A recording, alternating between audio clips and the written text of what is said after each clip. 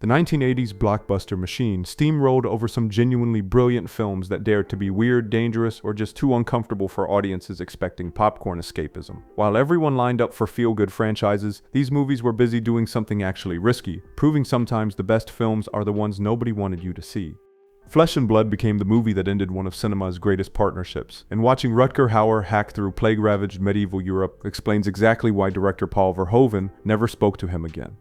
Hauer plays Martin, this violent mercenary leader who gets double-crossed by a noble employer and decides vengeance looks better than payment, kidnapping the guy's bride-to-be Agnes in the process, while her young nobleman fiancé Stephen desperately tries rescuing her from a world where survival means choosing between equally terrible options. What makes this production absolutely insane is that Verhoeven and Hauer, who'd been this legendary Dutch filmmaking partnership for years, completely fell apart during shooting, because Hauer thought the script pushed too far into nasty territory and hated how cruel his character Martin became.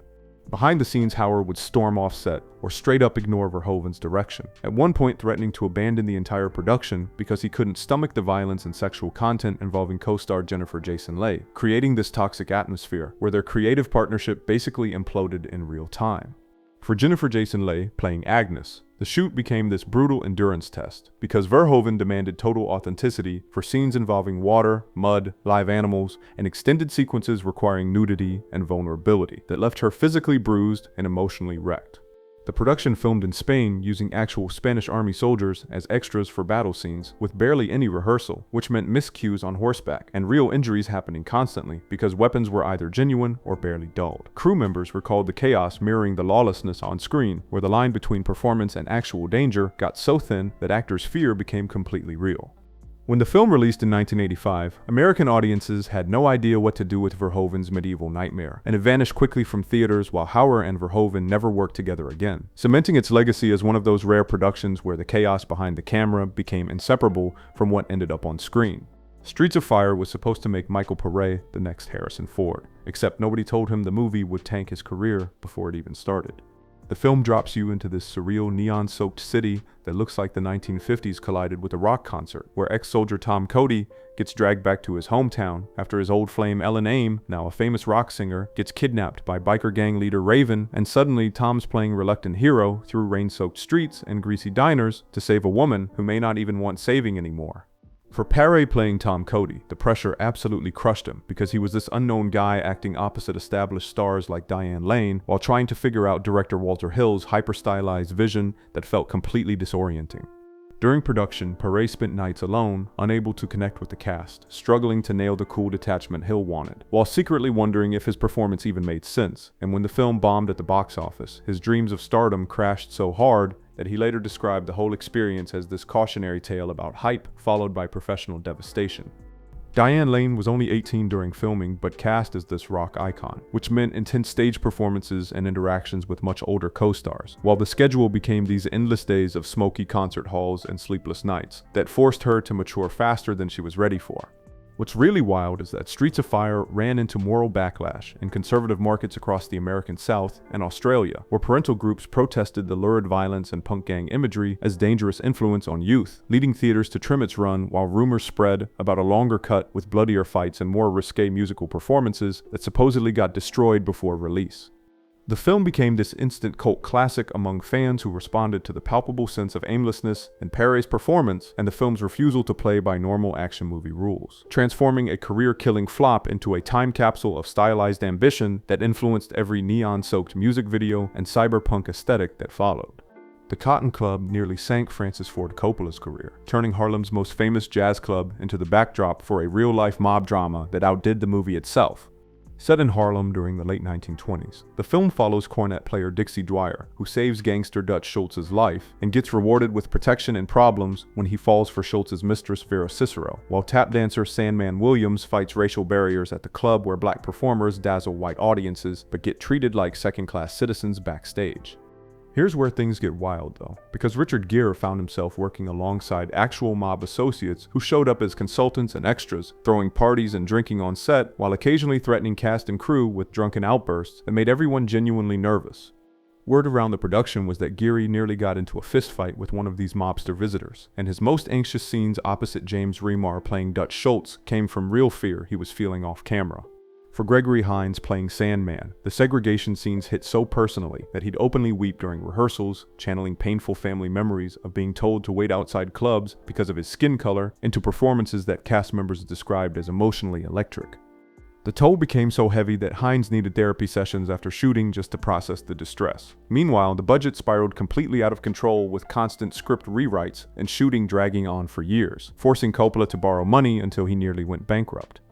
When the film finally limped into theaters as a box office disappointment, it tainted Coppola's reputation for over a decade, while Gere, Lane, and Hines all saw their Hollywood offers dry up because studios became terrified of problematic productions, forcing Coppola to sell personal assets and completely reinvent his filmmaking approach, while cementing the legend that mob movies remain Hollywood's most dangerous gamble, where the real criminals might just be the ones financing the picture. To Live and Die in LA turned a car chase into a near-death experience and made Willem Dafoe so committed to counterfeiting that the FBI had to monitor the set, capturing Los Angeles as this neon wasteland where cops and criminals become indistinguishable. The story follows Secret Service agent Richard Chance burning with vengeance after his partner gets killed days before retirement, obsessively hunting ruthless counterfeiter Rick Masters through LA's criminal underbelly using methods that cross every legal and moral line imaginable. What makes this production absolutely insane is that Dafoe took method acting to dangerous extremes, spending weeks learning actual counterfeiting techniques from real ex-criminals and demanding to perform every ink and paper sequence himself using authentic printing presses and chemical substances.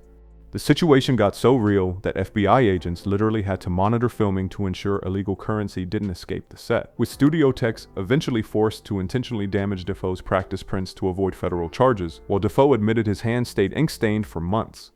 For William Petersen playing Chance, the legendary car chase became genuine terror because director William Friedkin insisted he ride inside a stunt car, moving against traffic on a closed Los Angeles highway, pushing him to drive faster than safety protocols allowed. Petersen has said at least twice he genuinely believed he might flip and die on camera, with several hairline accidents making it into the final cut because they were actual close calls. Nobody choreographed, leaving him with a phobia of high-speed filming and nightmares that lasted years.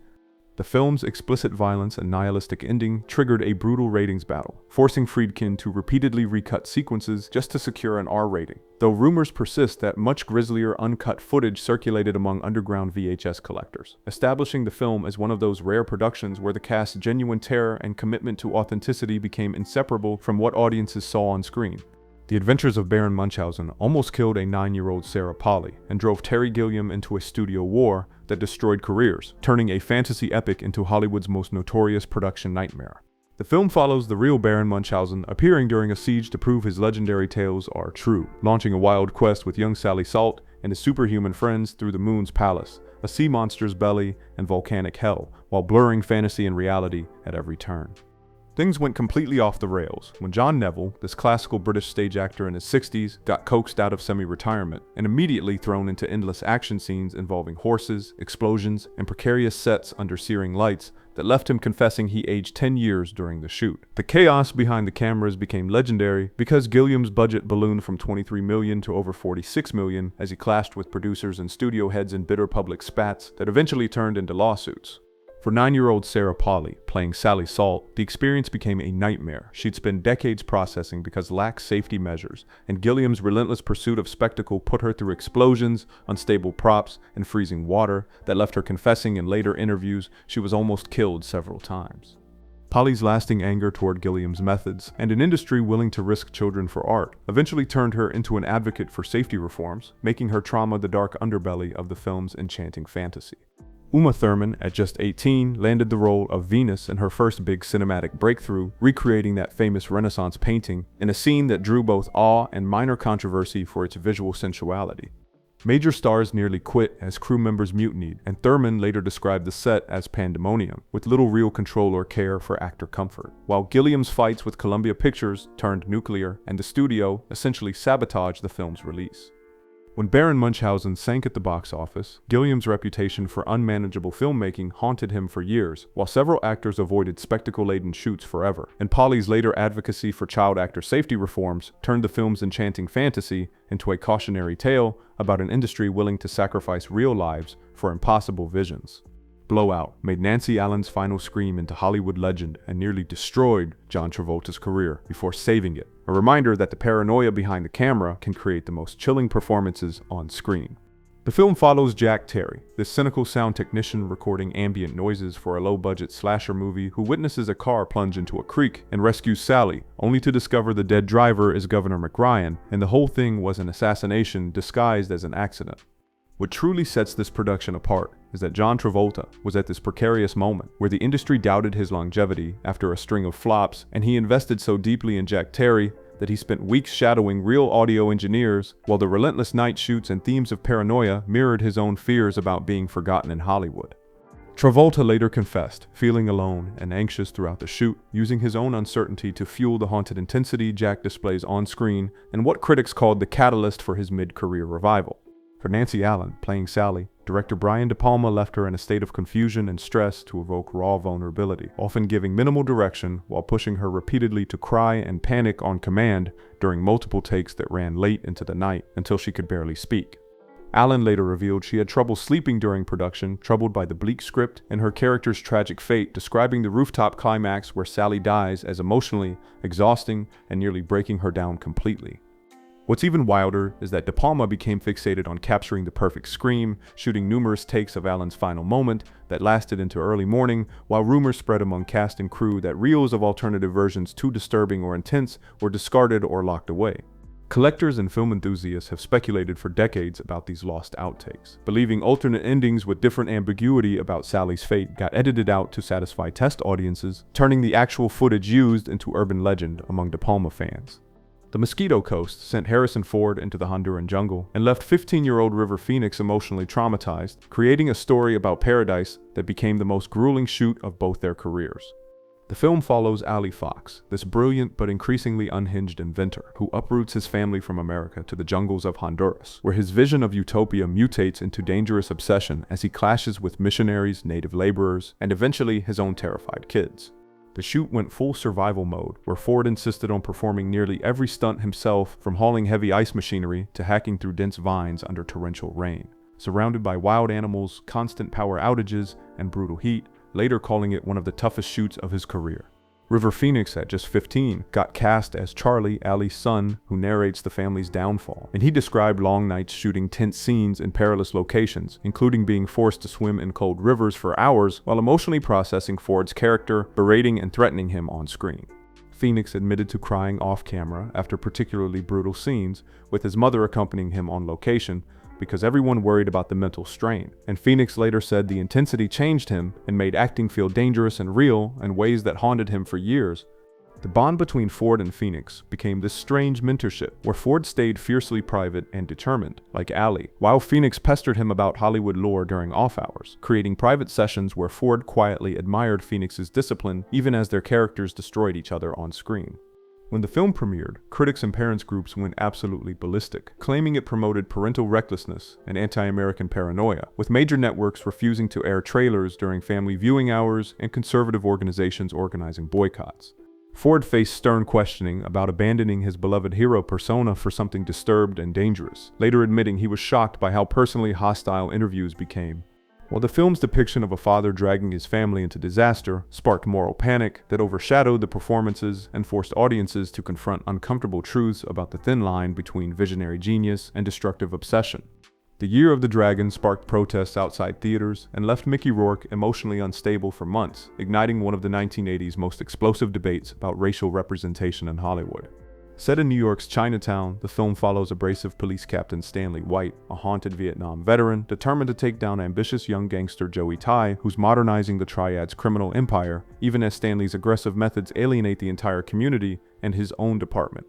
What makes this production absolutely fascinating is that Mickey Rourke threw himself into Stanley White with such intensity that he stayed in character even after shooting Wrapped, spending time with NYPD officers and absorbing the trauma of a cop shaped by war until colleagues noted his brooding presence became genuinely unsettling. Rourke later admitted Stanley White was one of the darkest roles he'd taken, causing him periods of insomnia and emotional instability that reportedly strained his offset relationships. Behind the camera, director Michael Cimino's obsessive style clashed violently with actors and crew, with rumors circulating that Rourke and Cimino engaged in heated arguments over character motivations and scenes getting rewritten mid-shoot. When the film premiered, Asian American organizations immediately condemned its depictions as stereotypical and damaging, organizing protests across multiple cities, including right outside the New York premiere, where activists called for boycotts and urged theaters to pull the film. The controversy forced Orion Pictures to release defensive statements, while screenwriter Oliver Stone and Cimino argued they were exposing harsh realities rather than indicting an entire community. Asian American actors who appeared in the film spoke out about feeling caught between professional opportunities and concerns over the content, marking one of the era's most high-profile moral panics about representation in mainstream cinema. The backlash became another polarizing entry in Cimino's career after Heaven's Gate, with studios becoming so wary of his reputation that his opportunities in Hollywood dried up for years, marking one of the era's most explosive confrontations between artistic vision and cultural responsibility that still sparks heated debates about representation decades later.